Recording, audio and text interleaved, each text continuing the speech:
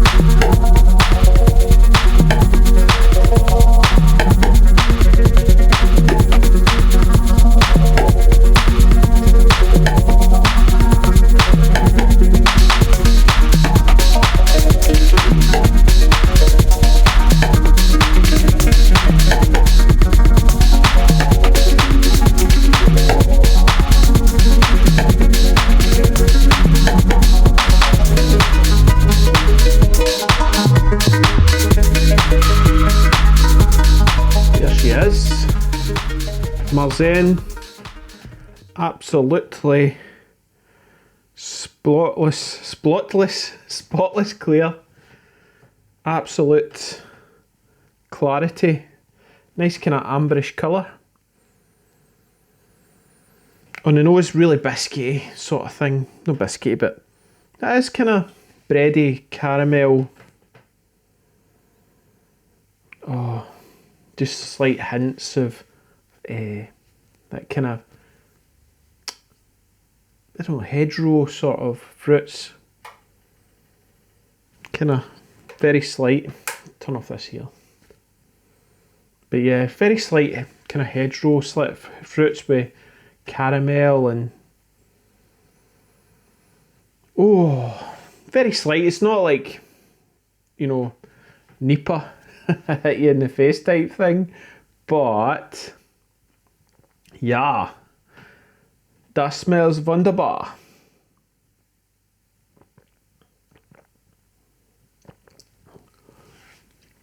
Oh, that's good. Oh, pure malt, super malt,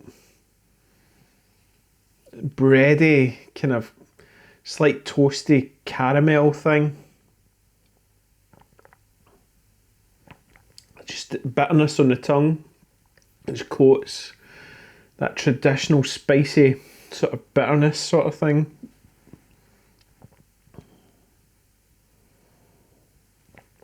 Oh, that's good.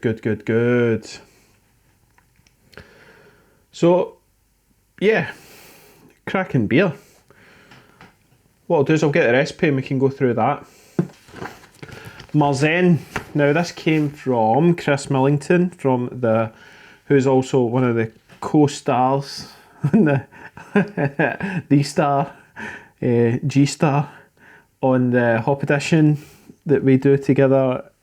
So yeah, Chris bangs on about the Marzen as it's one of his favourite beers ever, and so I basically ended up having to brew it because he told me to. So yeah, okay, I'll go through my grain bill.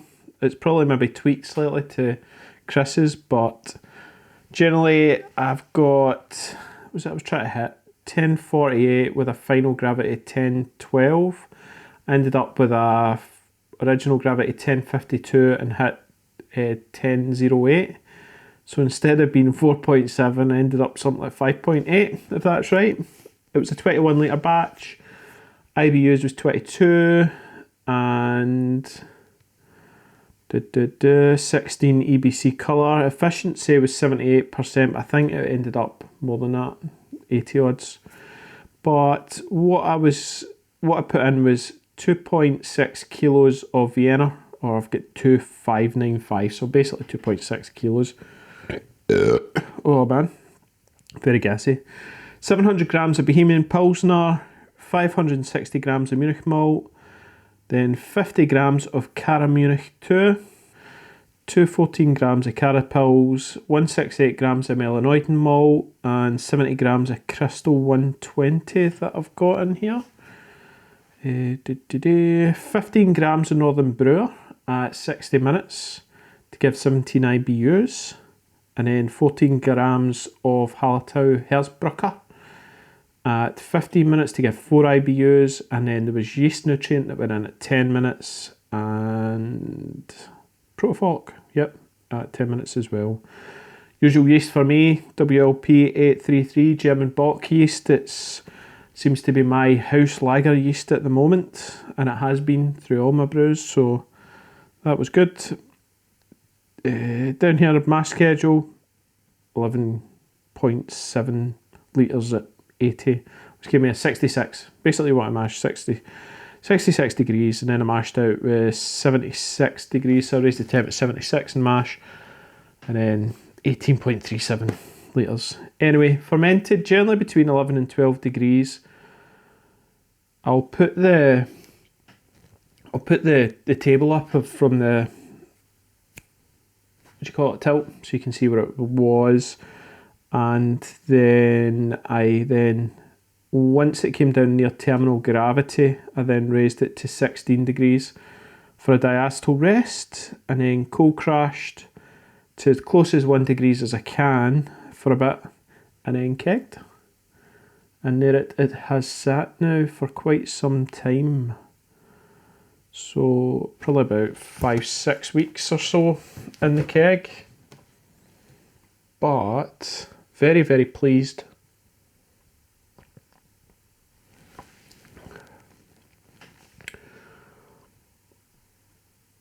Yeah, it's excellent.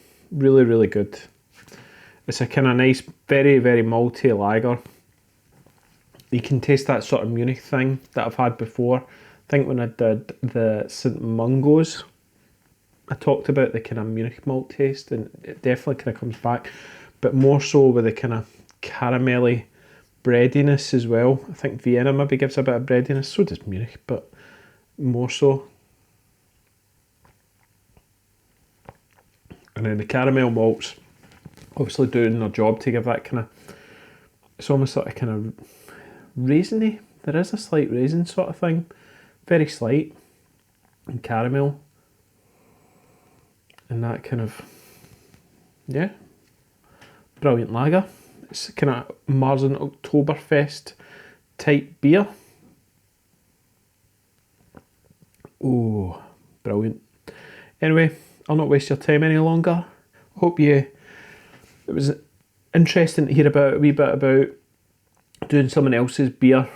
The lagers take time, so be prepared for that if you're brewing it yourself, and unless you're doing it under pressure, then you could probably do it a bit quicker because you can raise the temps. There's an episode on the Hop Edition about that we did on pressure fermenting. You can check it out on iTunes and anywhere else, just search for the Hop Edition, and it was under pressure fermenting. We did this a bit on that, so it was good. But I don't pressure ferment, only probably about max 2 psi in my fermenter, so I have it oxygen free on mine.